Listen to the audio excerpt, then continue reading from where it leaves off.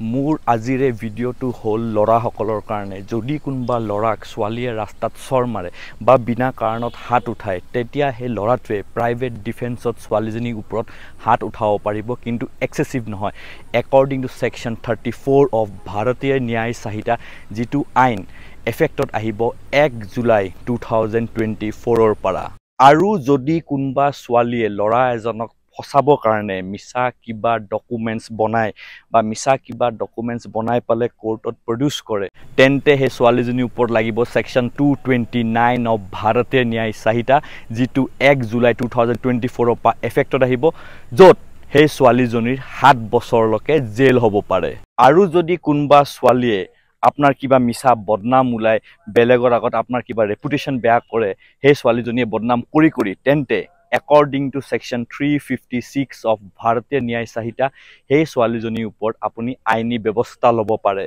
আৰু সবতকে দৰকাৰীটো হ'ল যদি আপুনি কোনোবা ছোৱালীক ভাল পায় আৰু তাৰ পাছত আপুনি হে ছোৱালীজনীৰ লগত বিয়া পাতিলে আৰু বিয়া পতাৰ পাছত আপোনাৰ এটো ভয় আছে যে ছোৱালীজনীৰ ঘৰৰ মানুহে আপোনাক কিবা মানে মাৰি পেলাব পাৰে তেন্তে আপুনি হাইকোৰ্ট কৰি পালে হাইকোৰ্টত এখন ৰিট পেটিশন ফাইল কৰি পালে আপুনি পুলিশ প্ৰটেকশন ল'ব পাৰে বিৰাতে দৰকাৰী ভিডিও সকলোলৈ শেয়াৰ কৰি দিব জয় অসম।